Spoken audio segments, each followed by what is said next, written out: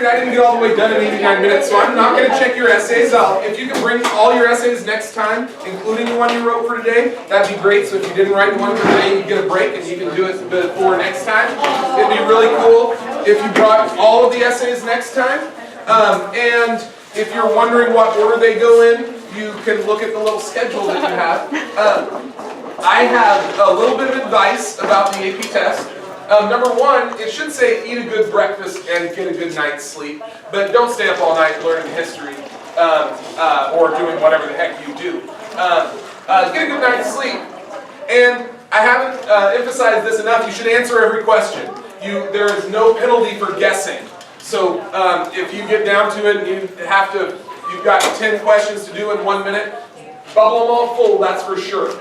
And in your essays, strive for clarity, show what you know, okay? Don't try and trick them into thinking that you know more history than you really know. It probably won't work. You're better off to be clear and show the things that you do know, because you can handle getting a 3 on one of the essays, and as long as you do okay on the other ones, and you can handle that. Okay? So show what you know. The essays are an opportunity to show all that history you've learned all year. And I know if you're sitting here saying, gosh, Mr. Case, I only remember half of this stuff that you have on this massive board, then half of this stuff's a whole lot of history. So I'm going to go through it as fast as I can. If you need to move yourselves somehow to see me, you can. I don't know a better way to do this. I wouldn't try and write everything down. It's not going to work real well. I'm not judging, but that's your call. The things that are underlined are things that are in your top 20 dates, so you can keep an eye on chronology. I tried to go pretty much in chronological order, but I tried to stick some stuff together too that was similar thematically. So we started the year with an article called 1491 by Charles Mann. And in this article we learned that there were massive cultures in the New World before Columbus came here, including the Incas and the Maya and the Aztec empires that were big, advanced civilizations, and that these civilizations were probably better than Europeans at agriculture. And we also learned that there was some question as to how many people were there, and it could very well be that Columbus coming to the New World and the diseases that came with him killed over 100 million people in the next 100 years. It's a massive death rate of people because of the Columbian Exchange. And the Columbian Exchange is the intentional and unintentional exchange of germs and animals and plants and people that happened after Columbus came to the New World. He wasn't the first one to come to the New World, the first European to come to the New World, but he was the one who stayed. And so after Columbus, tomatoes go from the New World to Italy. Horses go from the Old World. Thank you. Horses go from the Old World to the New World. There were no horses here before, so if you see movies with Native Americans riding around on horses, that was a post-Columbus thing. Okay, there was no smallpox in the New World. There was no syphilis in Europe. There were no potatoes in Ireland prior to the Columbian Exchange. There was no wheat in the New World. Charles Mann, that author, calls the Columbian Exchange the most important event in the history of life on Earth since the death of the dinosaurs. Okay, it's a really, really, really big deal, according to Charles Mann. If you're a religious person, you might have a different answer to that. But anyways, Columbus comes in 1492. He's sailing for Spain. The Spanish are the first ones to really try and colonize the New World. And they do this in an effort to extract natural resources. They want gold. And so they mainly send soldiers here so that those soldiers can force Native Americans to work in the mines and extract those natural resources and take them back to Spain. The Spanish aren't sending women here to make homes or anything like that. They're sending soldiers so they can take the wealth of the New World back to Europe. They bring priests also who are trying to Christianize the native population, but the priests end up being part of the system of control that keeps the native population as a workforce for the Spanish. The Dutch also colonized pretty early on. They're trying to grow some sugar in the Caribbean, but they are also trying to get furs out of New York and places like that. The French are colonizing also, and they are in the St. Lawrence River Valley, which is up here, this massive river, and down through the Great Lakes region and down through the Mississippi region eventually. And the French are mainly trading natural resources for with the Native Americans. They developed better relations with the natives. Again, though, the Spanish, the French, and the Dutch were not, at this point, really sending families here. They were just trying to extract natural resources through whatever means they could. They wanted to be rich back in Europe. They didn't want to have a new Spain, even though they called it New Spain. Eventually, the English do things differently. The English tried to colonize in the late 1500s at a place called Roanoke Island that's off the coast of Virginia, but that settlement failed. And the British boat comes back 2 years later in 1591, and there are no white people there. They don't know what happened to them. There's carved into a tree the word Croatoan, and otherwise nobody knows what happened to these folks at Roanoke. It doesn't really work out. And later there are all these like stories of white Indians and stuff like that, and they think they might have been incorporated into native tribes, who knows. Eventually the English are successful at Jamestown, but it wasn't a sure thing. They make the settlement at Jamestown. It's right in the middle of the Powhatan Confederacy, and the Powhatan Confederacy is run by a chief named Powhatan. He chose that name so it would be easy for history students to remember, because it's the same as the tribe. It works out really well. And the Powhatan decide not to kill the English. They could have killed the English. Hi, Mr. Miley. Hey. Yeah. How's it going? Oh, thank you very much. I'm trying to record an effort to make this available to you. You're recording it right now? If somebody's missing. Yeah. Anyways, the Powhatan do not wipe out the English, even though they could have. The English go through, at Jamestown, go through a period called the Starving Time, where over 2/3 of their population dies. They resort to cannibalism. They found bones of settlers with teeth marks in them and stuff like that. But eventually the settlers at Jamestown elect a new leader, John Smith. What did John Smith say? Those who those who shall not work shall not eat. So all these rich people with fancy titles were saying, "Oh, you bring me food." It didn't work that way. He gets Jamestown working better. John Rolfe figures out that you can grow a fancy kind of tobacco that's very valuable to people back in Europe, and eventually Jamestown makes money growing tobacco. By 1619, there are enough people in Virginia that they have a House of Burgesses that helps to govern them. So this is an elected body of people who are making decisions in the New World. The British were bringing women and building families and those sorts of things. In 1619, we also see African slaves here, and this is the but slavery isn't the main labor source in the New World or in the English colonies of the United States. It was indentured servants until about 1700, and then it turns to more African slaves.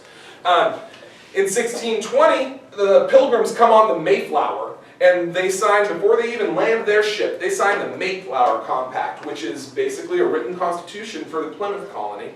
And this says, you know, if somebody's accused of a crime, we're going to put them on trial. We're going to vote on stuff. As long as you're a member of the church, you can vote, and things like that. So again, we're establishing a tradition of democracy here. They formed the Plymouth colony, which was actually a mix of separatists and Puritans. Eventually, they all are Puritans. They want to purify the Anglican Church because they didn't like the way the Anglican Church worked. By 1630, John Winthrop and the other people who are going to form the Massachusetts Bay Colony come, and he gives a speech where he describes what they're trying to do as building a city on a hill, or a city upon a hill. And they think that if everybody can live together under good, solid Puritan values, they can make an example for the rest of the world. This is an early example of what's called American exceptionalism. The idea that the United States is somehow better than other countries, which I agree with and my wife gets angry about. But anyways, we see different colonial regions developing different personalities, if you will. In New England, they're mainly subsistence farmers. They're almost all Puritans or members of the Congregational Church.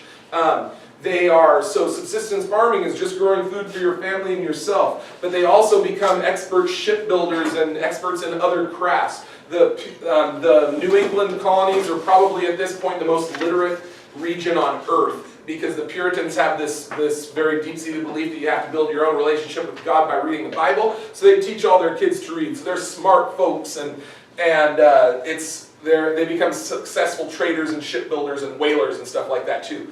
The middle colonies, what word should you remember when you think middle colonies? Diversity. They are the most diverse ethnically. They're the most diverse religiously. They're the most diverse economically. William Penn established Pennsylvania as a refuge for all kinds of different religious dissidents and stuff. He was a Quaker, and so he wanted Quakers to be able to live there, but he let Dutch Reformed people and Lutherans and all sorts of folks move to Pennsylvania and worship the way that they wanted. This brought people from the mainland of Europe and countries other than England. Philadelphia has a great natural freshwater port. New York has a saltwater port that's one of the great natural harbors in the world. So these were hubs for trade, and with trade comes people with different ideas and from different countries. Our book in chapter 3 talks about 100 different languages being spoken on the streets of New York by the 1600s. The middle colonies are pretty diverse. The AP sometimes calls the southern colonies different things. Sometimes they talk about two regions down there, the Chesapeake region, which is Maryland and Virginia because it's around Chesapeake Bay.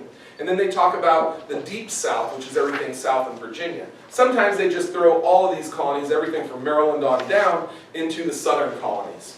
I'm not sure which they'll do. I think if you're writing an essay and it's about the colonial period, you ought to have New England, middle colonies, and southern colonies. It's nice 3-body paragraph sort of thing, right? Anyways, in those regions, they become plantation. They develop a plantation economy. They're staple crop farmers, where they'll have massive farms growing one thing. First, it's tobacco. Then they start growing indigo and rice. But they're selling these crops back to England. They need a cheap labor source to grow more and more of this because land is really inexpensive. And so if they have the labor to clear the land, they can make more money. And eventually this becomes African slaves. So those are the colonial regions. It'd be good if you're looking for something to study tonight to take a look at a map of the United States because some of you are geography challenged. And I kind of have a look at all those little places on the East Coast you have trouble identifying and get an idea of where they are. At the end of the 1600s, we start to see resistance to colonial systems. We have Bacon's Rebellion in Virginia, a Western Virginia farmer who takes up arms against the Eastern Virginia establishment. In New Mexico, there's the Pueblo Revolt led by Pope, a Pueblo Indian who gathered a bunch of tribes to fight against the Spanish and was successful and drove the Spanish out of New Mexico for 13 years. By 1700, the American colonies are run under the British economic system of mercantilism. And mercantilism is the system by which the colony provides natural resources to the motherland, and the motherland processes that and turns it into finished goods and often sells it right back to the colonies at a profit. And this was profitable to England, so much so that they treated the American colonies with salutary neglect. They left us alone as long as we were only selling our stuff to England through the Navigation Acts and stuff. They didn't have to govern us too much, and so they said, if you want to have your little colonial assemblies, that's fine, as long as you keep making us money. You should see a difference between this and the tight control that the Spanish had over many of their colonies, where they sent soldiers here to make sure you were digging gold out of that hole. The British didn't have to do that because they had set up a system by which people could be profitable here and wanted to be here. So that's the system of salutary neglect. A part of the mercantile system also is the triangle trade, which at its simplest form says that an American ship with raw materials like tobacco will go to England, and they'll sell that tobacco, and then that ship will load up with finished goods, which will then go to Africa, and many of those finished goods will be traded for slaves in Africa, and then those slaves will be taken back to the New World in a triangle at which at every stop the ship is making money. That's a simplistic version of the triangle trade, but that's basically that's the system there that you should understand, and it ties into that mercantile system.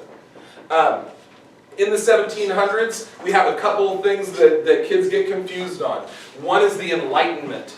And kids get that confused with the First Great Awakening, because Enlightenment and Awakening sound a lot alike, because the lights turn on and you wake up, right? The Enlightenment, though, is a philosophical movement, and the Enlightenment was the idea that we can solve problems through reason, and that we should ignore tradition and do things the best way possible. The Enlightenment had been brought into existence through the scientific revolution. So when Isaac Newton figured out, hey, you know, that apple didn't fall because God made it fall, that apple fell because of gravity. Newton thought, you know, God made gravity, but there were laws, natural laws that govern the world. Could there be other things that we could look into that would ignore traditional thought but maybe make us understand the world better? Like, why do we have kings, for example? It's just the way we've always done it. That's a tradition. And the Enlightenment looked at thought about maybe there's a social contract here. And that the kings, that we have to have a reason to follow a king and stuff like that. Baron Montesquieu started saying maybe the best way to do a government is through a system of checks and balances. All sorts of thought in the Enlightenment. Okay, so our founders are Enlightenment thinkers. Thomas Jefferson is a person of the Enlightenment. James Madison is a person of the Enlightenment. Do you laugh every time I say Thomas Jefferson? You'd be a happy young woman if you did. I just remembered something. Okay, good. Anyways, at the same time, or actually, really after the Enlightenment, we have the First Great Awakening. They're kind of concurrent. The First Great Awakening is a religious movement. And basically this is a bunch of European or English and Scottish preachers who came to the New World to spread their version of the Bible. And they were very popular and charismatic preachers who were talking about how we were all dangling over a pit of hell and God would drop us if we weren't good, so we need to be good and maybe we can avoid hell. Wait, where were they from and where were they going? They were from England and Scotland, and they just came here to spread the word of God to the American colonies, not to Oregon. And so they were going around, and people saw this as very entertaining, and they saw this as reasonable, so they started going to church more. And when they started going to church more, Americans thought, hey, we need more preachers. How are we going to train these preachers? And so the United States starts establishing a whole lot of Ivy League schools. Harvard had been established early on in the 1680s or so, but all those other Ivy League schools are created to train preachers during the First Great Awakening. So we have the First Great Awakening creating colleges, and then this very smart group of Americans who go to these fancy colleges and learn the ideas of the Enlightenment, where they're saying maybe you shouldn't have a king. So it's all tied together in developing what becomes the American Revolution. Yes, Annika? Wasn't the Enlightenment kind of questioning religion too, though? It was questioning religion, so they're very different deals, yeah. So, but if the people training to be preachers are going to school, wouldn't they be learning to question religion? So these were religious institutions at first, and so they were teaching the ideas of the Enlightenment minus the religious part. That's good. And so the connection of the church to this Enlightenment thought is part of what makes the American Revolution a little bit more calm than the French Revolution, which, like, you're thinking of global studies where we learn about the French Revolution, right? And in France, the Enlightenment was more questioning of religion and the Catholic Church, which was really pretty oppressive. And so that leads to some of the excesses of the French Revolution that we don't see here. That's a good question. The English fight a war against the French and the Indians between 1754 and 1763. Something that I haven't covered in any of the reviews that happens at the beginning of this war, ends up on the AP test a lot. It's called the Albany Congress. And in 1754, when England is going to war against the French and the Indians, Benjamin Franklin says, hey, America, we need to support the British in this war against the French and the Indians. They're fighting for us. So he calls a Congress in Albany, New York, and he invites representatives from all of the colonies to come. This is the first time all of the colonies got together as one group. This is why he drew this cartoon here, the join or die thing. It was to get people to unite to back England in 1754. The Albany Congress doesn't accomplish that much, but it's the first time that all the colonies come together and say, yes, we are one united thing. We're not just Virginia and Pennsylvania and New York. We are kind of together. And it's a little bit ironic that it was done in support of England. Eventually they used that same sign to argue against England controlling them. The English win the French and Indian War, and by 1763 they've driven the French off of North America, and this is a big victory. The English gain a bunch of land between the Appalachians and the Mississippi River, and this is great, but now how are they going to control it? They decide to control it by having the Proclamation of 1763, and in this proclamation they say no settlers can move across the Appalachian Mountains. And we're going to keep 10,000 soldiers in the Americas, and you have to quarter them, America. And the Americans were like, whoa, that's not salutary neglect, England. And England starts to say, we fought this war for you, and it was really expensive, so we're going to start taxing you more. And the Americans were really upset by the taxes, even though Americans paid way lower taxes than British citizens in London did. But Americans saw this as taxation without representation, because they didn't get a vote in the British Parliament that was the one imposing these taxes. Okay? And so, but Britain starts to tax the Americans. And they think they're being reasonable. The first of these taxes is the Sugar Act, and it lowers the tax on sugar from what it was before. However, it also has far more strict enforcement. There had been taxes before, the British just weren't enforcing them. And so, it's like if the school said, okay kids, now you can have your skirts up to your thumbs instead of the tip of your fingers. So we're making it less strict, right? But we're going to enforce it like crazy. We're going to check at the door every morning. You know what I mean? Yeah, that's a lot. I know, but then if they really checked it, I think... That's really short, Yeah, I know. It depends on your arm length. That's just my example. I don't think it's going to happen. They start to enforce it, and this is frustrating to Americans, especially Americans in Boston who made a bunch of money smuggling this stuff. So like John Hancock was a businessman and a patriot, but he was also a smuggler. And so he was losing money with this new enforcement. So there are other new taxes also. Eventually though in 1765, we have the Stamp Act. And the Stamp Act, Americans see this as a totally internal tax, because it's a tax on paper goods that could be never leave the American colonies. How can Britain tax that? But they did, and so the Americans throw a fit. They start harassing tax collectors, and they have a Congress where they get back together, just like they had at the Albany Congress, to talk about how they're going to start boycotting British goods and all this stuff. And eventually the Americans throw such a big fit that the English give in and say, you're right, America, and they repeal the Stamp Act. So the Americans learned, hey, if you throw a fit, you're going to get what you want. So the Americans learned to throw fits. The British respond with more taxes in the Townshend Act. And these are tariffs on imported goods, and they think the Americans will agree to them. But the Americans are mad enough now that they're going to complain about anything. So they keep on complaining.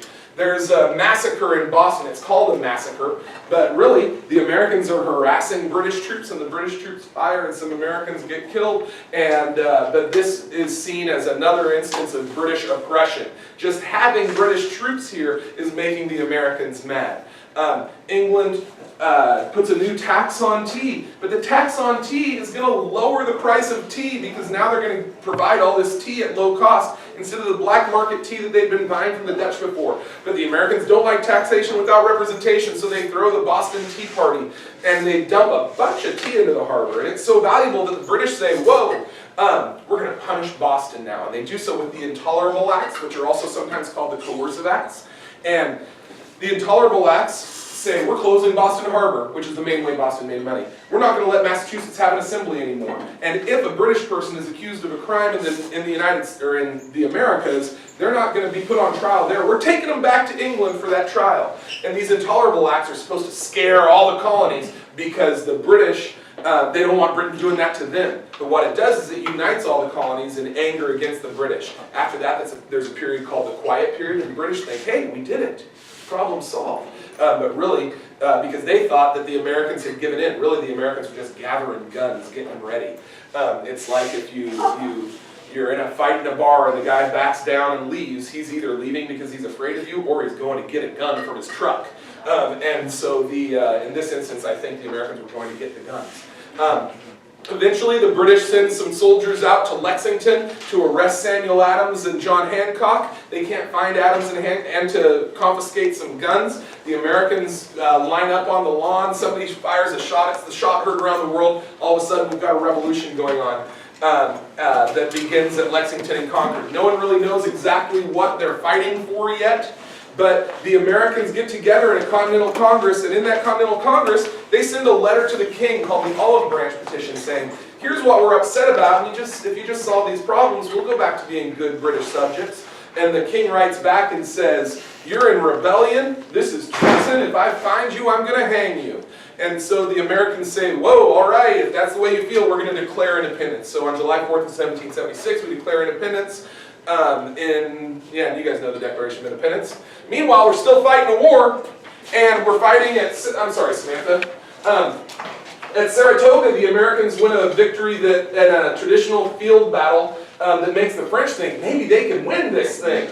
And since they think that maybe we can win this thing, the French come into the war. This also moves the war to the south, and eventually in 1781, the Americans win another major victory at Yorktown and pin down the British. The British have to surrender, and we pretty much won the war. It takes 2 years to solve all this at the Peace of Paris, but America is independent by 1783. During this time, the states had been running themselves with state constitutions that they'd written.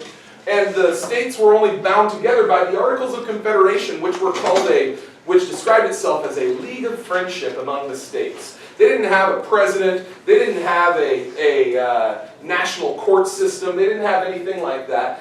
What they had was a 13-member Congress. Each state had one vote, and it was really, really, really hard to change anything. They didn't have the ability to tax the states because this was a tax revolt at its most basic. And so the Articles of Confederation were intentionally weak. But the cool thing about this was it gave the Americans time in the state constitutions to try out different constitutional methods to see which ones would work.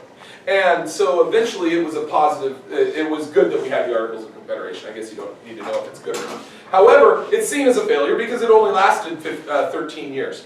The one thing that was accomplished successfully under the Articles of Confederation was an orderly system of settling the western colonies into states, or the western territories into states. There was this question, after we had the revolution, you know, there were the 13 states, but then what about all the stuff west of them? Were these going to be part of our country? Of course they were, because everybody knew about Manifest Destiny. Even though the phrase hadn't been said yet, everybody knew we're going to keep on moving west, right? That's what's going to happen. Jefferson described it as us as having land for 1,000 generations of farmers. And it was kind of true. And so that westward movement had some problems though. Are they going to become states? Are they going to have the same rights as Massachusetts and Virginia and stuff? And so they solved that problem with the Northwest Ordinance of 1787, which which said once they get a certain amount of population, they can apply for statehood, they have to do this, they have to do that. And one of the things in the Northwest Ordinance said, north of the Ohio River, no slavery. So we start drawing lines between slave states and not slave states. In the same year, we have a Southwest Ordinance that says, south of the Ohio River, yes, slavery is allowed. And so we start drawing those lines. Under the Articles of Confederation, we also had a rebellion in western Massachusetts. Daniel Shays didn't like the way he was being treated by the Eastern establishment, so he formed an army and went to fight over it, and they had trouble putting it down. This is part of what leads us to have a constitutional convention. It's kind of important to understand that the Constitutional Convention is just a little bit illegal. They were not following the rules set forth in the Articles of Confederation, and so and they didn't take notes during their meetings because they knew they were kind of breaking some laws here by getting together to talk about changing the government entirely. And so, but they do establish a new constitution that's set up with a lot more powerful central government, with an executive branch, the power to tax, a Supreme Court, and a federal judicial system. It's the Constitution you guys know and love. And however, since they had done this kind of illegally, they needed to go back and get it ratified by the states to make it fair. So it's like if you come in after your curfew, but you knew you were doing the right thing by helping your friend, and you ask for your parents' forgiveness afterwards, and they say, yeah, you did the right thing even though you missed the curfew. You get what I'm saying? That's kind of what the Americans were doing by going back and getting the Constitution ratified. In an effort to get it ratified, they put forward basically a PR campaign that explained how the Constitution, why we should have this Constitution. This was a series of newspaper articles and essays written by Alexander Hamilton and James Madison and John Jay, and they're called the Federalist Papers. And these are the explanation of why we should have this government. So now if the Supreme Court wants to know what James Madison was thinking, they go back and they read the Federalist Papers. It's a little bit like on the movie when you turn on the director's commentary or something. That's the Federalist Papers, right? After the Constitution is ratified, one of the things all the people had said they wanted was a Bill of Rights. So the first thing that the new Congress does with the new Speaker of the House, James Madison, is they pass a Bill of Rights. The first 10 amendments to the Constitution are a Bill of Rights that basically give people individual rights that protect them against the tyranny of government. Things like freedom of speech, freedom of the press, all those sorts of things. If you're looking for something to study tonight, having a look at those first 10 amendments would be a good idea. We do get our first political parties also during this time. The Constitution doesn't say we should have political parties, but eventually they come out. The Federalists, led by Hamilton, and the Republicans, led by Jefferson. Jefferson thought the Constitution was too powerful and gave too much strength to the central government. So those are our first two political parties. Who was the Federalist? Alexander Hamilton.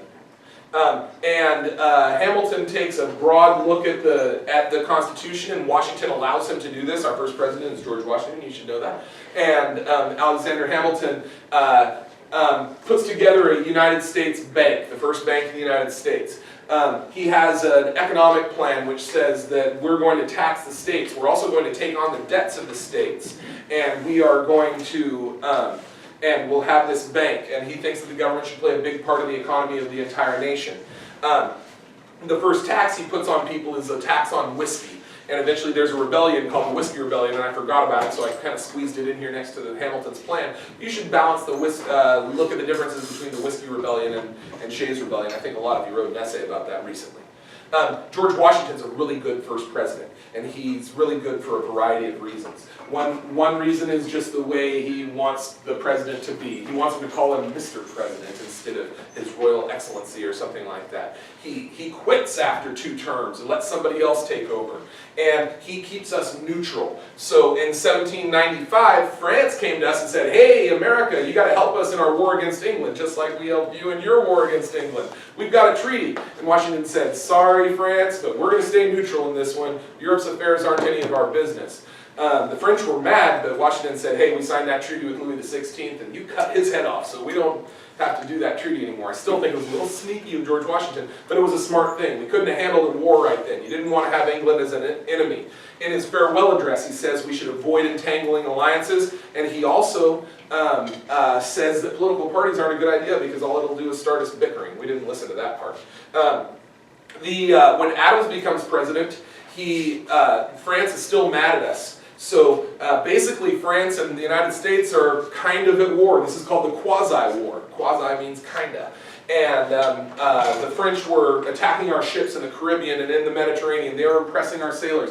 Americans were angry and wanted to go to war with France because France was being mean to us. But Adams realized we can't handle a war with France right now. Our nation will crumble. So he doesn't take us into that war. That could have gotten him reelected probably if he'd have taken him into war. That's a good way to get popular, is to go fight a war. It gets all the Americans joined together.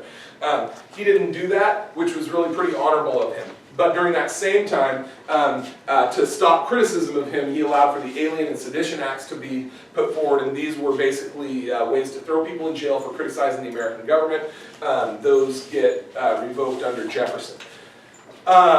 Okay, so, in the quasi-war, we send some American diplomats to France to talk to the French about these problems we're having. The French won't even hear them. They ask for a bribe. This comes out in the newspapers. America, that's part of what made Americans so angry. That's called the XYZ affair.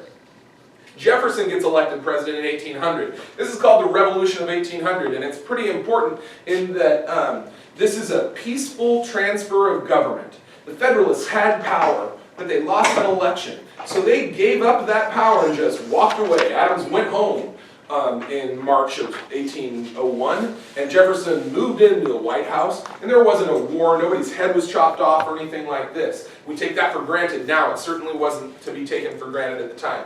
We have a new Republican government. Jefferson wants to fire all the Federalists that he can. That causes the Marbury versus Madison case, in which the Supreme Court says it's our job to review laws for their constitutionality.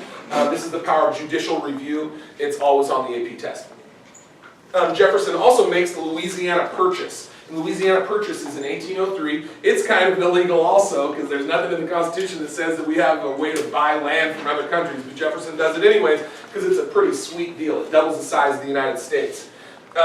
I snuck Republican motherhood in here because during this whole time, the Revolutionary period, we had the whole thing in the Declaration of Independence that said all men are created equal, and most people thought that meant women too. And if women are equal, why can't they vote? And it was decided that here women can participate in a republic of equal people. And the way they do this is by raising good young men to be Republican voters, not like Republican Party, but just members of a republic. Of course, this is hypocritical, but what this does is, then should you just educate your sons? No. No, you gotta educate the women too. Why? So they could educate their sons. So they can educate their sons. So it's the idea that that's how they participate. In a way, it sounds a lot like taxation without representation, or virtual representation or something like that, but that's what they describe it as. Let's see, we also, in the early 1800s, had the Second Great Awakening. Second Great Awakening is different from the first. It is evangelical Christians, and so they're largely Baptists and Methodists and some Presbyterians. And in the Second Great Awakening, evangelical Christians say everybody can go to heaven. As long as they accept Jesus as their personal Savior and do good works on earth, then they can go to heaven. Black, white, male, female, everybody can go to heaven. And so this is a very democratizing idea. However, once again, we have the cult of domesticity, because if everybody can go to heaven, that means everybody's equal in the eyes of God. If everybody's equal in the eyes of God, why can't women vote? Well, it's because they're good at things. They're equal in a different way. So they're good at nurturing and loving and raising children, those sorts of things. And so they can help by helping to get people to stop drinking alcohol, or by helping to get people to honor the Sabbath and things like that. So women start to express their involvement in society through through civic works, and that's how they can be part of this whole thing without actually getting to vote, because we know how silly that would be. Okay, also I skipped the cotton gin. Cotton gin's invented in 1793. That leads to the expansion of cotton growing throughout Georgia and Alabama and Mississippi and Tennessee and Arkansas and Louisiana and into Texas, which spread slavery to those places also. In the early 1800s, the United States industrializes. England had been the first nation to industrialize. The United States industrializes soon after that. Remember Samuel Slater snuck out of England and built a textile factory from memory. And all of a sudden we've got an industrialized society. And we have textiles that are being, so cloth being made by machines. Eventually we get steam engines and stuff like that. With steam engines you can go up and down the river, and so we start building canals that go along with that. We can put steam engines on trains, and so we have a transportation revolution also. So the trip that used to take 6 weeks from St. Louis to New York City now takes 3 days on a train or by boat. And so it changes the way that the United States is working. We also start to see factories in places like Lowell, Massachusetts, where teenage girls are brought in and they live in dormitories, and they are, and in those dormitories, these teenage girls, in those factories, they are making textiles and stuff like that. These are the first Americans to unionize, are the girls in Lowell, Massachusetts, and other textile factories in the Northeast. Okay, we see a whole bunch of reforms in the antebellum period. That's, I talked about the temperance movement, that's stopping people from drinking. We see a bunch of utopian communities pop up. These are people who want to move away from society because they don't like these new cities and the grime, and they're immigrants now and all that kind of thing. I'll get to immigrants. I'm going to come back to immigration in a little bit. And so a lot of people want to break away. At Brook Farm, it's a transcendental society where they want to get in tune with nature. At the Oneida community that was started by John Humphrey Noyes, the Oneida community says, why should we stick to old-fashioned ideas like marriage? We should all share our spouses. But the Shakers took a different approach to it and said, sex is our real problem, so we're all going to come here and live in the Shaker community and never have sex. And so it's all these different ideas about how we can make society better. The Mormons decide that they need to move west and find a place where they won't be harassed anymore. So they go from New York to Illinois. Their leader, Joseph Smith, is killed in Illinois. They go to Missouri. They're driven out of Missouri. Finally, they go all the way to Utah because it's not in the United States. Eventually, it becomes part of the United States. We also see a bunch of institutional reformers. Dorothea Dix reforms American mental institutions especially, but also prisons. Horace Mann reforms the American schools where kids are reading McGuffey readers. I can't think of other reformers off the top of my head, but we're going to move on. We see our first wave of women's rights activists during the 1830s and 1840s. They're led by Susan B. Anthony, Elizabeth Cady Stanton, and that leads to the Seneca Falls Conference of 1948, where they write a Declaration of Rights and Sentiments that sounds a lot like the Declaration of Independence, except it says all people are created equal instead of all women or all men are created equal. They don't get much out of that early women's rights movement. It gets silenced by the deafening roar of the slavery argument. The slavery argument is coming up here. So I'm jumping back in time. In 1800, Gabriel Prosser led a rebellion in Virginia that was squashed and Prosser was hanged. Denmark Vesey in 1822 led a rebellion in South Carolina, in Charleston. He was the free man who had bought his freedom with his lottery winnings. He was ratted out by supposed comrade, and he and a bunch of his conspirators were hanged in 1822. Nat Turner led the most successful rebellion, if you judge your success by how many white people you kill. Turner was a slave in Northampton, Virginia, and he and the other people on his plantation killed their master, stole the guns, went to the next plantation, etc., until they killed about 60 white folks. They evaded capture for 6 weeks. Eventually, though, they were captured and hanged. This led to increased slave codes in the American South. This also led to increased advocacy for abolition of slavery. We had had people saying we should end slavery for a long time, but as Jefferson described it, Jefferson described slavery as like holding a wolf by the ears. It's a bad situation, but you don't want to let go because you don't know what's going to happen. Some people in the 1820s, like James Monroe and James Madison, had started the American Colonization Society. They thought the way to do it was to buy slaves and send them back to Africa, even though very few American slaves at that point had ever been to Africa, but they were of African heritage. And so we started the colony of Liberia in Africa in an attempt to do that, but they never had enough money to buy many slaves. And so that didn't work out real well. William Lloyd Garrison started the Liberator 2 years after the Turner Rebellion in 1833. And Garrison said, I'm not worried about letting the wolf go. Let's let the wolf go. If he bites us, that's our own damn fault. And so if there's a race war or something like that, no problem. We deserve it because this is a massive sin. A lot of people can't go along with his radical ideas. Eventually, that's kind of all we do, but yeah. Okay, this whole time, we were moving west. This whole time we're moving west, right? The idea of manifest destiny doesn't get written down until 1845, but everybody Columbus thought about manifest destiny, he just didn't call it that. He probably called it something in Italian. I don't know if he spoke Spanish. He's an Italian guy. My dad always says Italian, so I said, yeah. I've got a great story about Italian. My dad also says Washington. Yeah.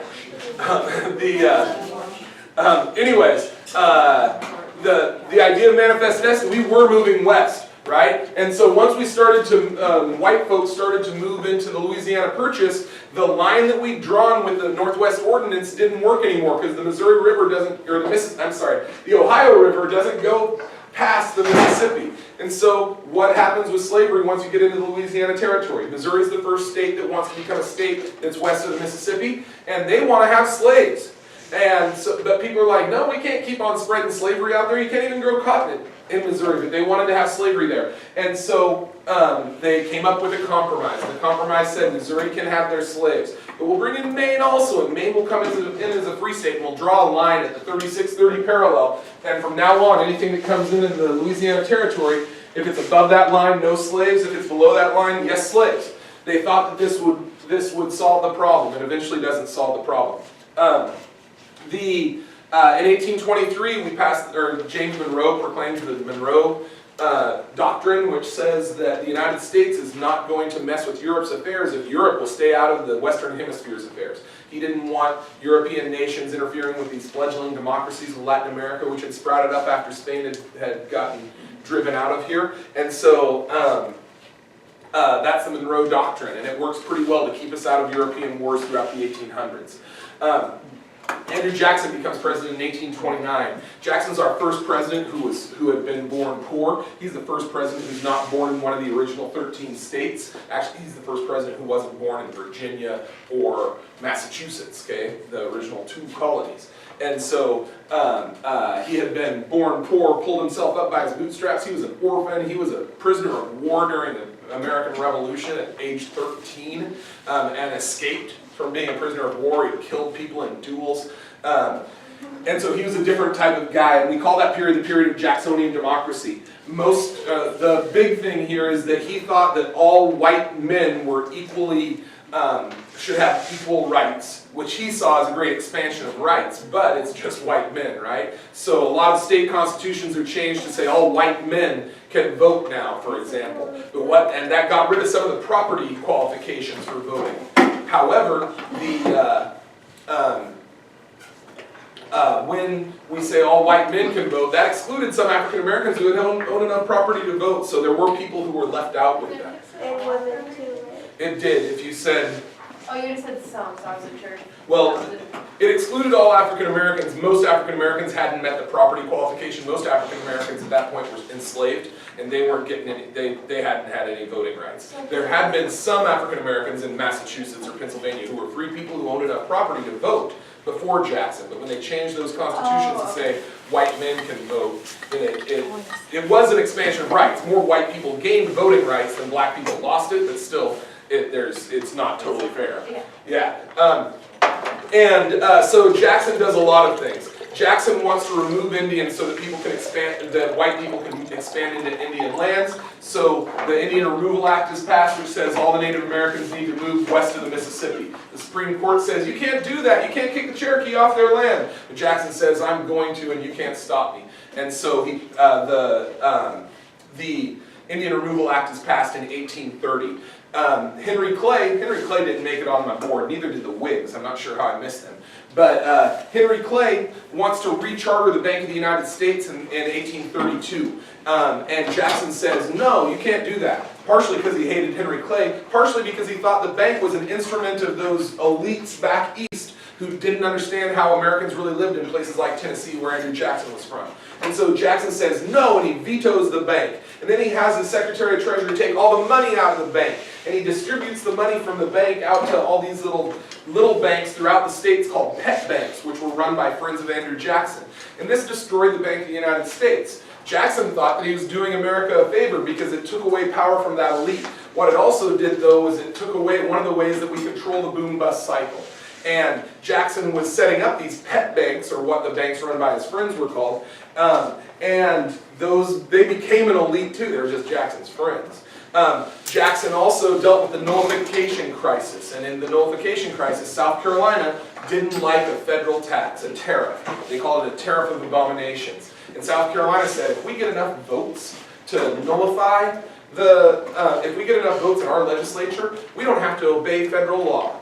And so they decide that they're not going to obey federal law and they're not going to pay that tax. And Andrew Jackson says, I'm going to come down there with an army and I'm going to start hanging people who aren't paying this tax. And so Jackson and South Carolina backs down. They come up with a compromise. But you should see this nullification crisis as foreshadowing, because it's South Carolina who was saying, we don't have to follow federal law in 1832. And later it's South Carolina who says, we don't have to follow federal law in 1860 when they decided to drop out of the United States. So it's, Andrew Jackson keeps the Union together. That doesn't happen under Lincoln. I guess Lincoln brings it back together. It took a big war though.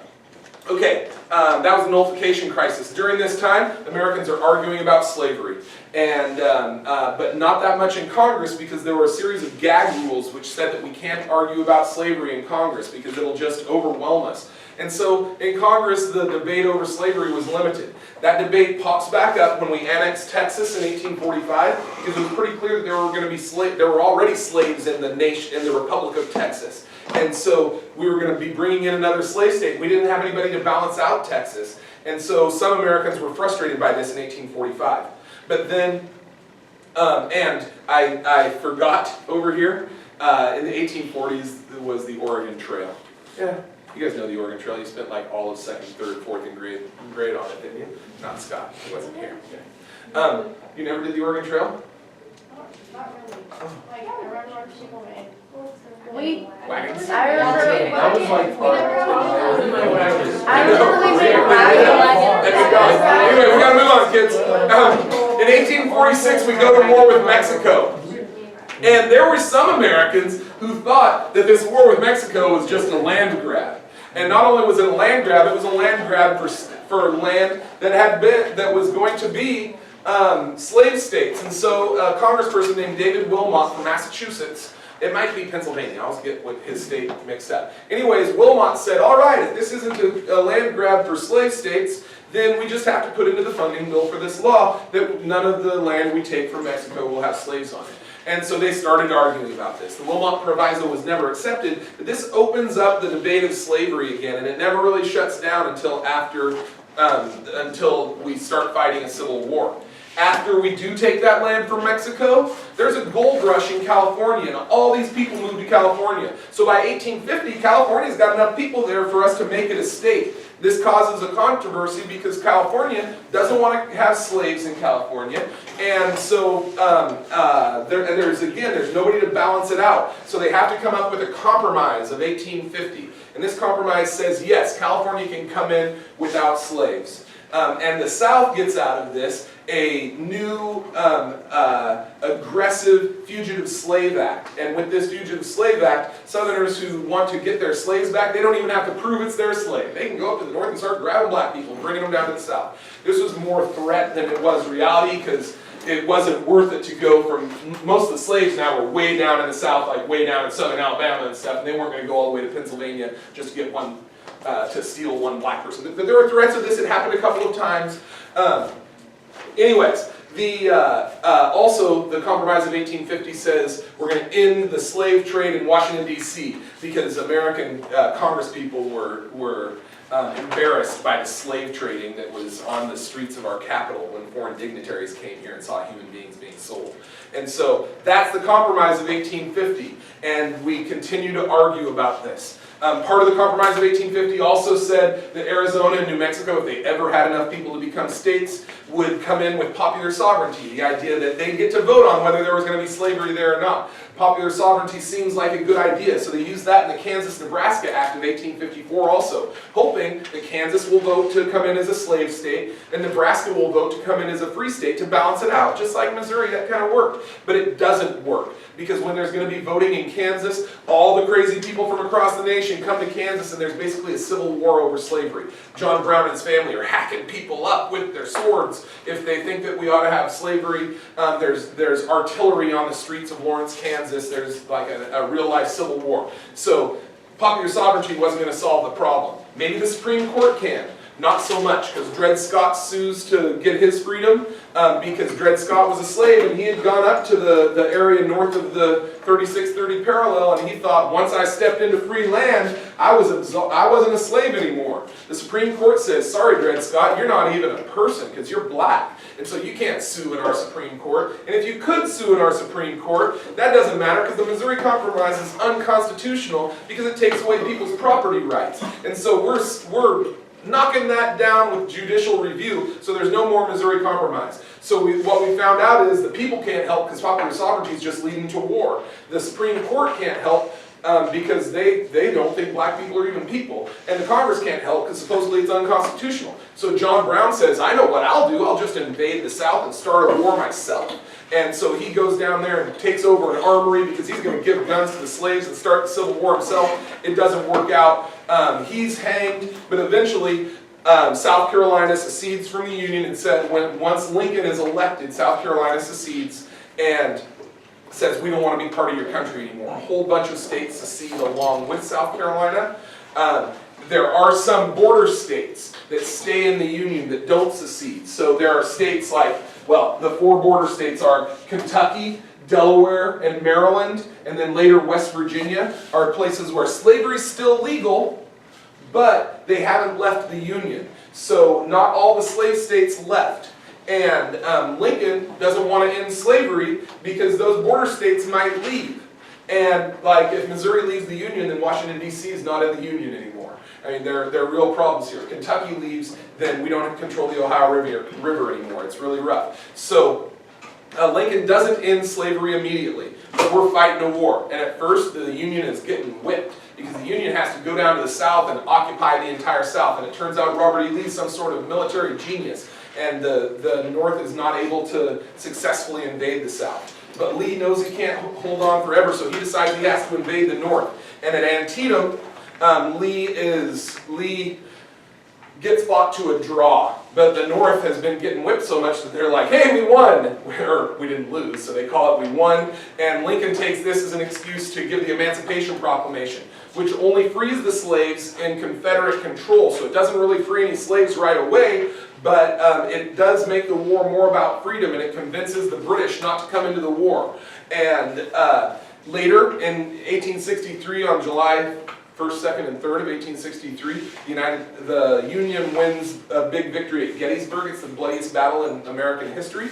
And but Lee is defeated there, and he has to retreat back into the South, and he's constantly on the retreat after that. The next day, the Union wins a battle at Vicksburg, which gives the Union control of the Mississippi River.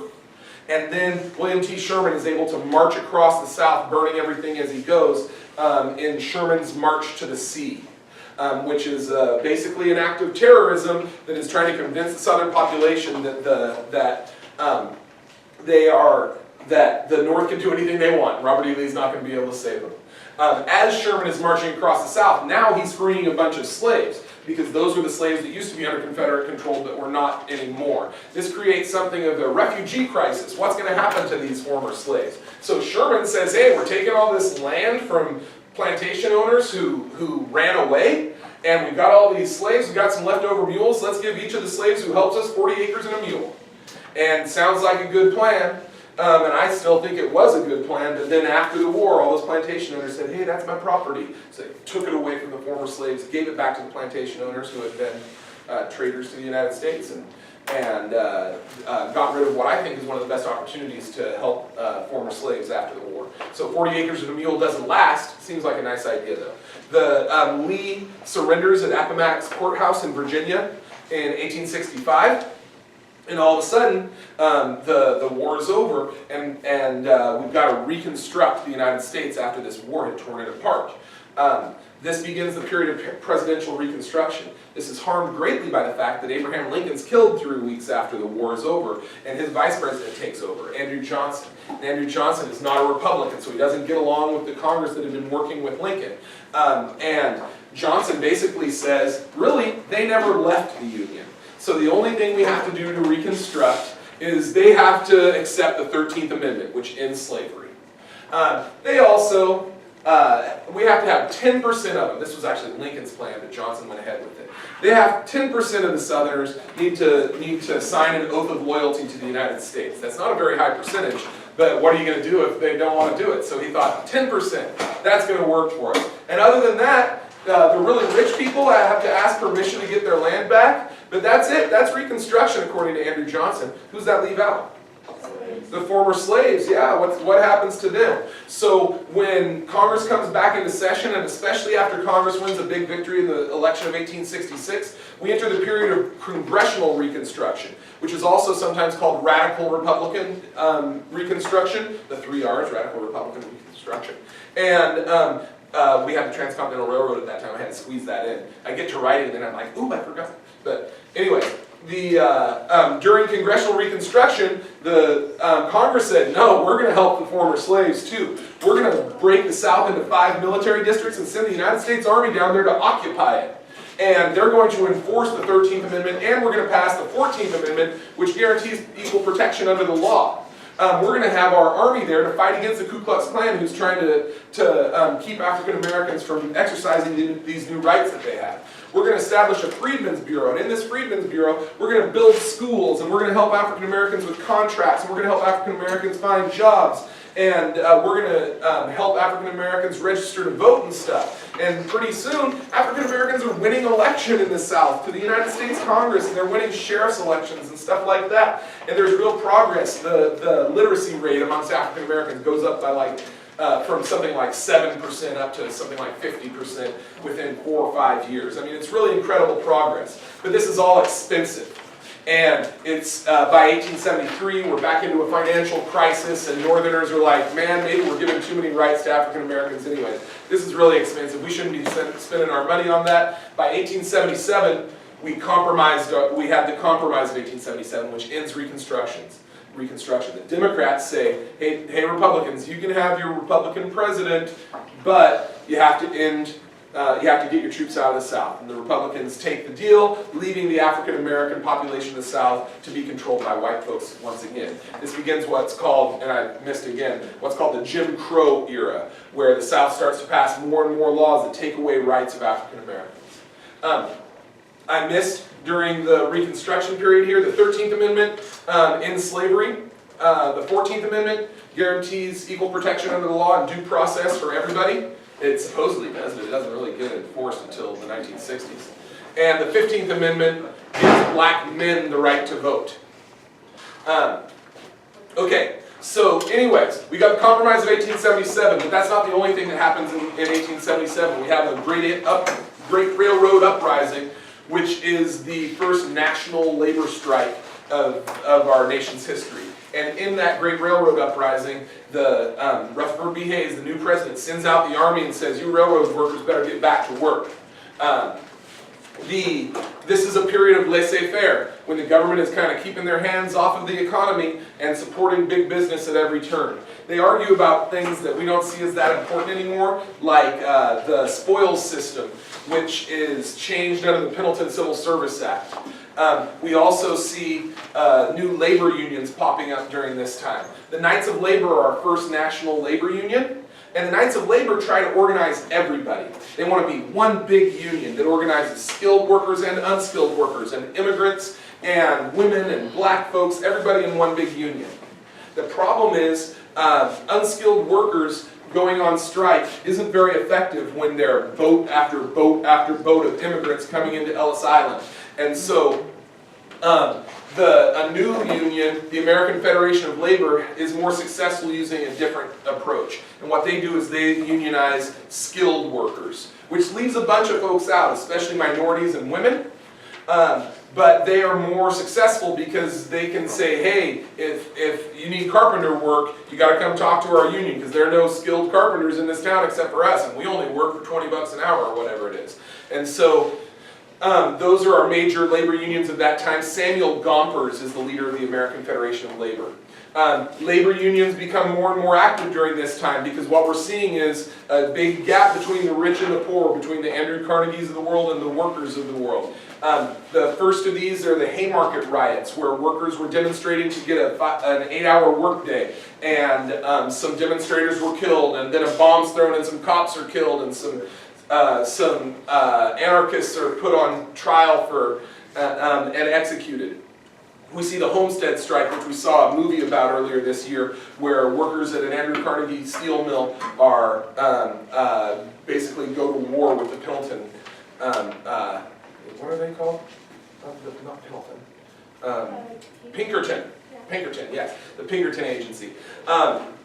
Coxey's army in 1893 marches to Washington to say, hey, United States government, you need to help us, we're out of work, we've got a horrible depression going on, and you can help us by providing jobs, building bridges and roads and things like that. The government ignores them. We have a Pullman strike in the 1890s where railroad workers go on strike.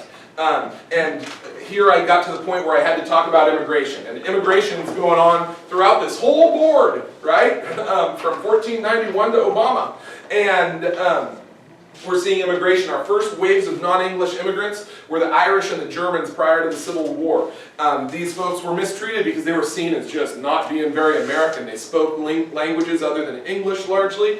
Most of them were Catholic, and so they were seen as drinking way too much alcohol. And they thought that America was just going to change because these German people, they're not even learning English. Good golly, how can they be Americans if they haven't learned English yet? And so it's seen as really problematic. After the Civil War, Chinese people are seen as even different. They're not even Christian, for goodness sake.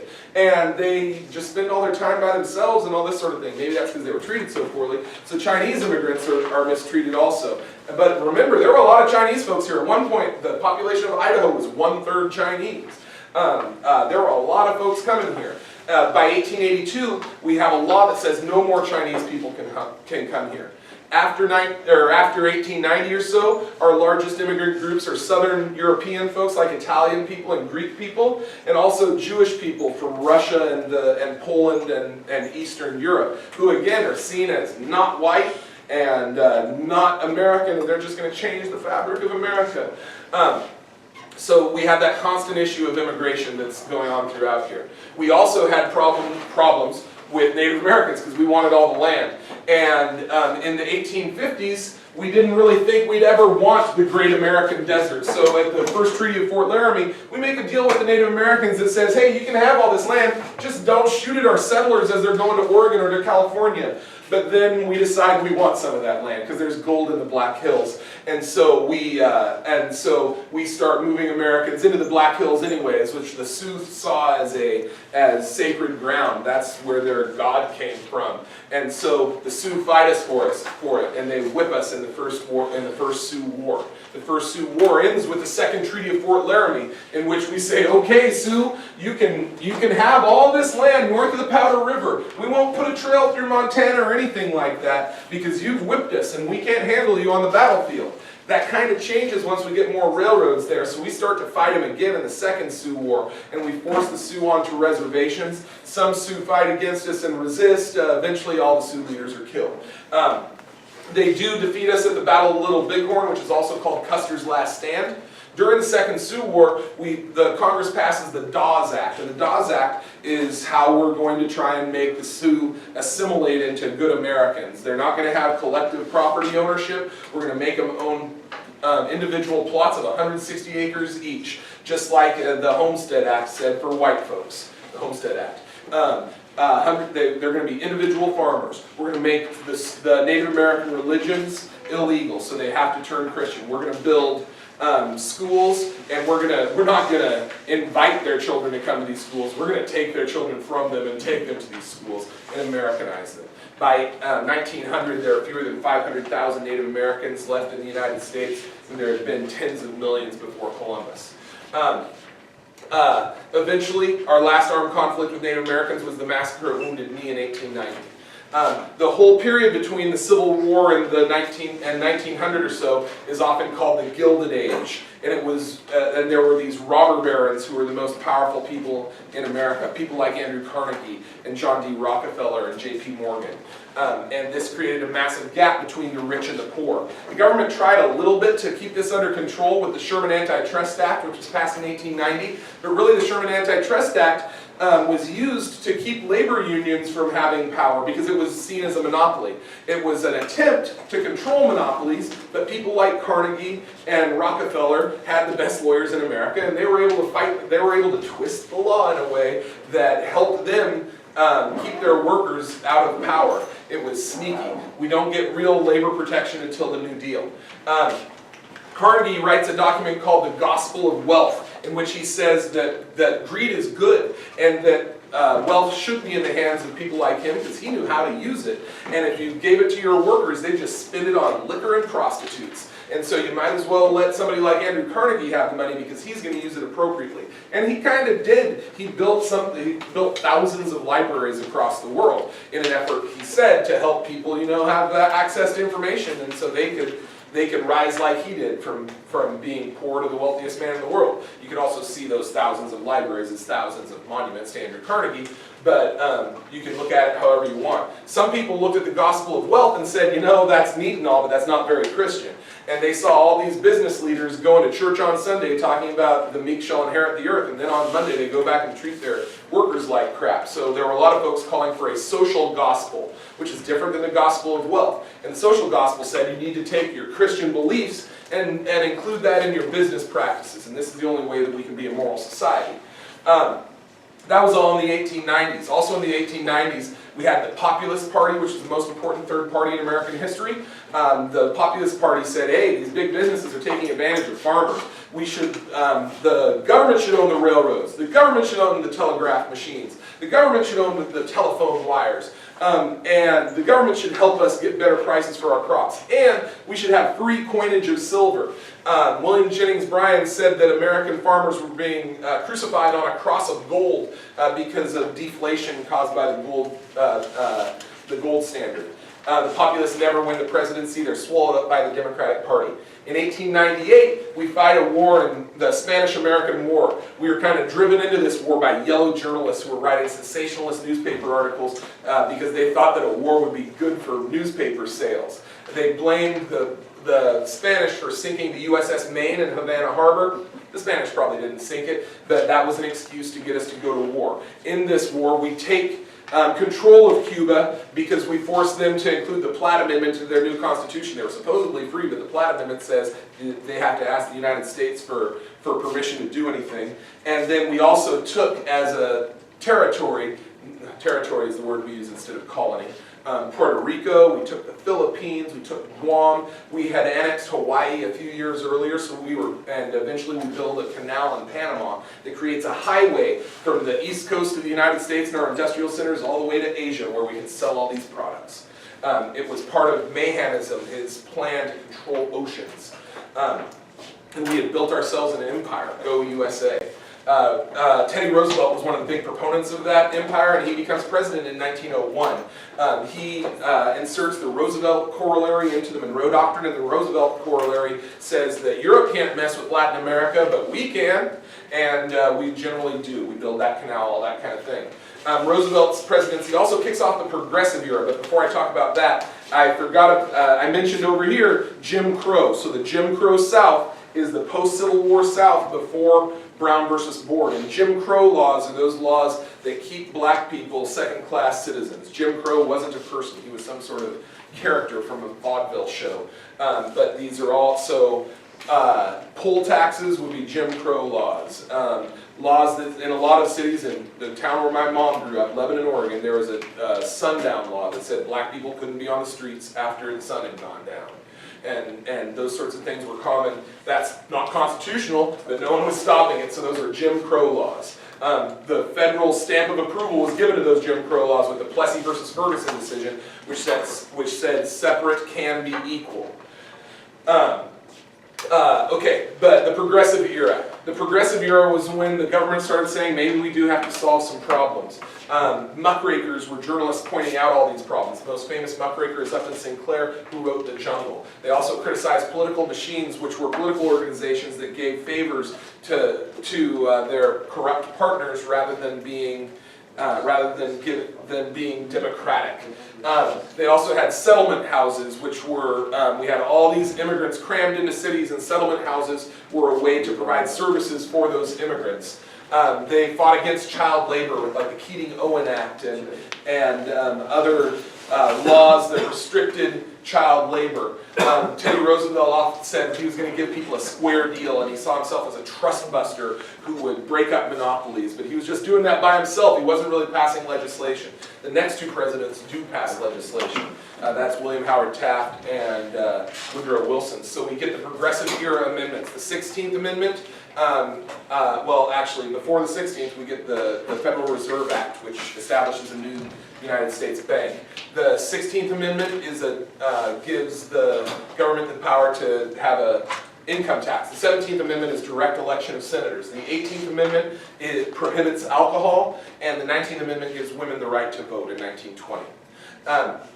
Roosevelt runs for president again in the Bull Moose Party in 1912, but he loses. Woodrow Wilson drags us into World War I. He calls this the war to end all wars, and he thinks he's going to help make the world safe for democracy. But at the Treaty of Versailles, the French and the English want to punish Germany. So they take away land, and they take away, and they make Germany pay them back for all the stuff that they broke. And this leads to the rise of Hitler. In the 1920s, Harding says we should return to normalcy and get away from all this progressive stuff. And so we go back to a laissez-faire system. But with the prohibition of alcohol, we're also entering the Jazz Age, and nobody's really paying attention to the prohibition of alcohol. So we have what's called the Roaring Twenties, and this is seen as being a time full of parties and fun, but really that was just the richest 1%, and the poorest people in America we're seeing that rising gap between rich and poor, which is going to lead to a stock market crash in 1929. The Harlem Renaissance is in the 1920s, an outpouring of African-American artistic expression.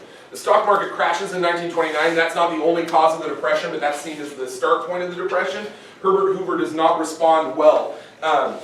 People are forced out of their homes and they're living in shacks in shanty towns that get called Hoovervilles. He wants to solve this problem through voluntarism, where if you're hungry, you should get help from your church or your local food bank, but the government shouldn't be helping. Eventually, the Bonus Army, which isn't on here, goes to Washington to complain, and he won't even hear them. Franklin Roosevelt's elected in 1932, and he offers America a New Deal with relief for the American people who are starving, so like the National Relief Agency. Reform, so we're going to reform the financial system with the Emergency Banking Act and the Securities and Exchange Commission. Recovery, he's going to provide, the American government is going to provide jobs building roads and bridges and dams and Timberline Lodge. Did anybody go to Timberline Lodge this weekend? And the, yes, Franklin Roosevelt. These were to provide jobs for American workers so that that money would get circulated into the economy. This is all Keynesian economics. John Maynard Keynes said the government needed to be the spender of last resort. In Roosevelt's first 100 days, he pushes through much of the New Deal. He has the bank holiday, where he closes the banks, puts a bunch of money into the banks, talks to the American people about the banks, and the banks are saved. Later in the Roosevelt presidency, he tries to change the composition of the Supreme Court by adding justices. This is called court packing. It doesn't work.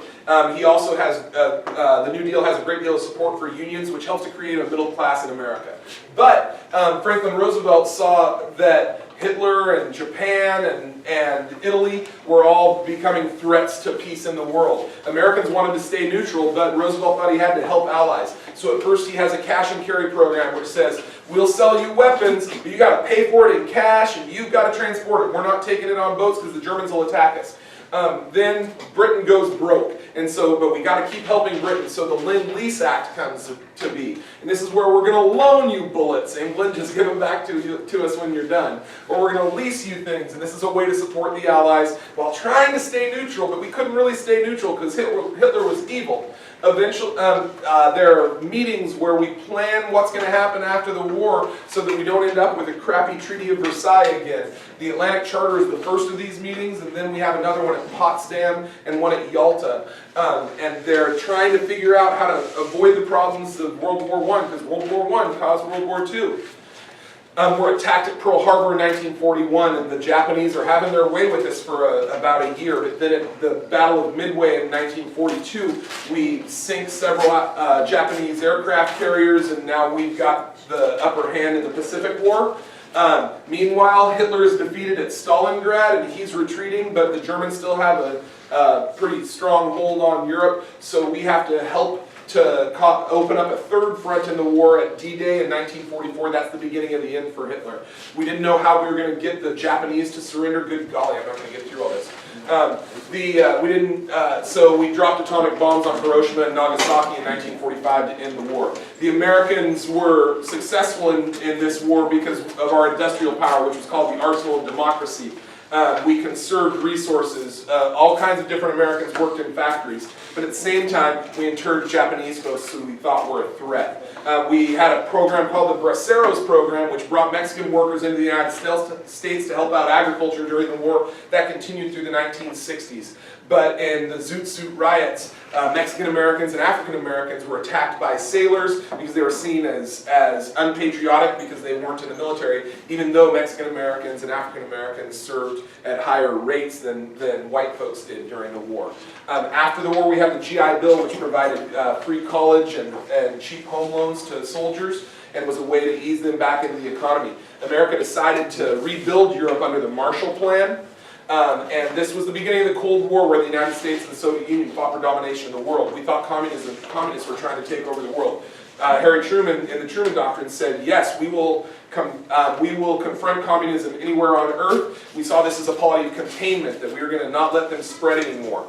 Because we thought if dominoes started falling, pretty soon we'd be fighting communists on our border. Containment was described in NSC 68 in the Long Telegram, which are documents written by George Kennan, our most important diplomat in the 1950s.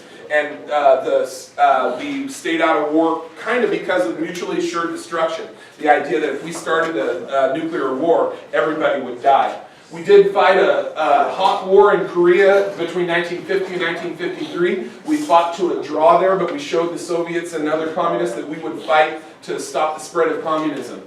During this time, we see the beginnings of the civil rights movement. In the late 40s, Harry Truman desegregated the military and the rest of the federal government. Pretty soon in 1947, Jackie Robinson breaks the color line in the major leagues. In 1948, a bunch of Democrats left the Democratic Party to form a new party called the Dixiecrats because they didn't like all the civil rights stuff, but the civil rights stuff was happening. You guys know about Brown versus Board, where they said separate cannot be equal, overruling the Plessy decision of 1897. Rosa Parks, the next year, decides not to move to the back of the bus, and this leads to the boycott of buses in Montgomery, Alabama, led by Martin Luther King. Eventually, in Little Rock in 1957, there's an attempt to integrate the schools of Little Rock, Arkansas. The governor tries to stop it, but Dwight Eisenhower sends the 101st Airborne Division down there to force them to allow these kids to go to school. Throughout the South, there are lunch counter sit-ins where college students are going to sit at lunch counters where black kids are not supposed to be served, and they just sit in those seats and take up space and wait to be mistreated. And they allow themselves to be kicked and spit on and all these things. But there are newspaper reporters and television reporters there to document this, and so America is starting to see that African Americans deserve civil rights and they're really being mistreated. Martin Luther King decides he's going to confront the racism of the South head-on in its most racist places. In Selma, Alabama, and in Birmingham, Alabama, are two of the most important of those. The Freedom Rides were people who were got on buses to ride around the South, white people and black people alike, who ride around the South to make sure that segregated buses aren't there anymore, that everything's desegregated. Don't have the idea that all of this was happy and non-violent. And a couple of those Freedom Ride buses were set on fire. In the Birmingham protests, some white supremacists bombed a church and killed 3 little girls in the church who were there for Bible study and stuff like that. I mean, it was real. They were really confronting violence. They weren't all singing Kumbaya. We have Mississippi Freedom Summer in 1963, where college students went to Mississippi to sign people up to vote. On the second day there, some of these college students, one black kid and 2 white kids, are taken out of their car and never seen again, and murdered and buried in a ditch somewhere. And everybody knew who did it, but nobody would convict these people. One of those people was convicted eventually in the 1990s, 30 years later. But I mean, this was real stuff happening. It wasn't just it wasn't all holding hands. This was all kind of during the 1950s and early 60s. We also had Dwight Eisenhower, who was called Ike. You can call him Ike on an essay if you want to, who was president throughout the 1950s. In the 1950s, we had the Second Red Scare, which was the period of McCarthyism, where Senator Joseph McCarthy was accusing everybody of being a communist in a way to scare Americans. The 1950s are considered a period of consensus and conformity, but there were a whole lot of people who rebelled against that. One of the ways that teenagers rebelled was through rock and roll, and Chuck Berry and Elvis Presley and all those sorts of things. We had an intellectual movement of poets and other sorts of writers that called themselves beatniks, which were the predecessors of the hippies of the 1960s. When Eisenhower was president, he was a cold warrior, right? He did not have to fight the Soviets. We almost did after the U-2 incident, where an American spy plane was shot down over Russia, but we didn't. After Eisenhower leaves the presidency, John Kennedy was a young guy, and some people thought unproven, and Kennedy goes ahead with a plan that Eisenhower had had, which was an invasion of Cuba. Fidel Castro had led a revolution in Cuba, and the Americans decide they're going to invade. But we can't invade with American soldiers, because if we invade with American soldiers, the Soviets might jump in. So we arm a bunch of Cuban exiles to go fight at the Bay of Pigs. It doesn't go well. The whole thing's a mess, and Kennedy looks weak, and America looks weak. So the Soviets try to press their advantage by putting missiles in Cuba, nuclear missiles, and all of a sudden, mutually assured destruction wasn't gonna work, and we were really close to nuclear war. We blockade Cuba. The Soviets decide to back down, but this is the closest we ever came to nuclear war. Kennedy had also said, we're going to go to the moon by the end of this decade, and we did it. He also started the Peace Corps, which on the one hand is a nice way to help people in poor parts of the world. It also makes us look good, because we were fighting with the Soviets for the world's public opinion. Kennedy's killed in 1963. Lyndon Johnson takes over, and he declares war on poverty, and he has a program called the Great Society. He also passes the most important civil rights legislation of the 1900s, the Civil Rights Act of 1964 and the Voting Rights Act of 1965, which basically give teeth to these amendments that we passed in the 1860s and didn't follow. After those people start to see, African Americans start to see, oh my goodness, we still don't have equal rights, so they become more aggressive in their quest for rights. The Student Nonviolent Coordinating Committee starts to talk about black power. That's Stokely Carmichael. The Nation of Islam with Malcolm X calls white people devils and says we shouldn't get along with them. The Black Panthers decide to arm themselves to stop police brutality in places like Oakland.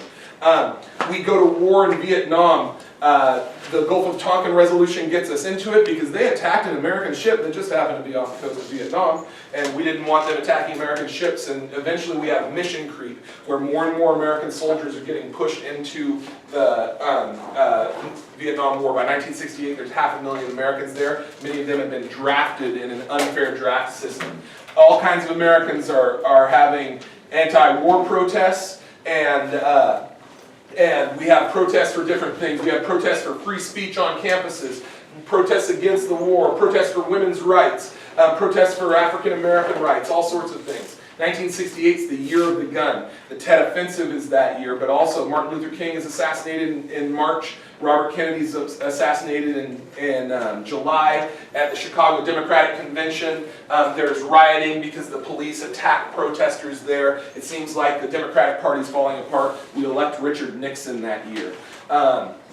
Nixon talks about détente and easing of tension with the Soviet Union, and he kind of gets it. He has the SALT treaties, Strategic Arms Limitation Treaty. He also signs a peace accord that basically ends our involvement in Vietnam.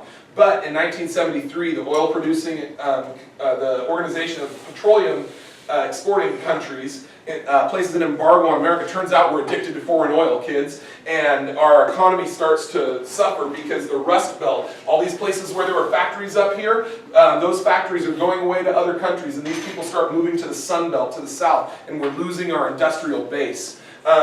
Nixon has to leave power, has to resign because of the Watergate affair, where he covered up crimes that were committed by people that worked for him. He's pardoned by Gerald Ford. We have an energy crisis, not just oil, but all kinds of energy in the 1970s, and we don't know how we're going to solve that problem. Jimmy Carter says we suffer from a malaise, that that America is losing its moral compass.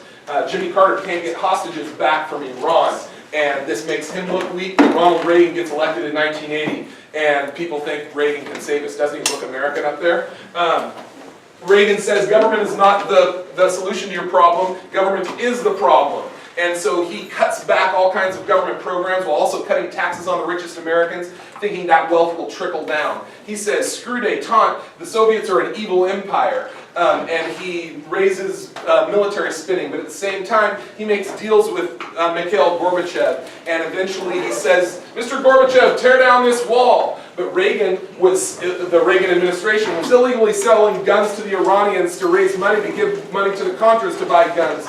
And this all comes crumbling down. There are culture wars where people think that the 60s led us astray, and that abortion is horrible and all these sorts of things, but meanwhile the government is not doing research to solve the AIDS epidemic. George Herbert Walker Bush says there's a new world order after the Berlin Wall falls down, and he takes us to war in Iraq, but then he's beat by Bill Clinton.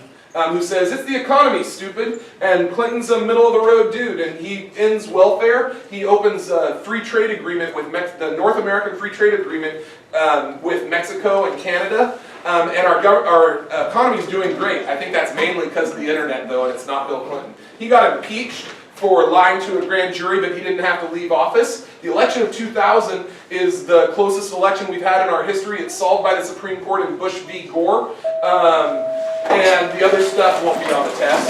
So have a good breakfast.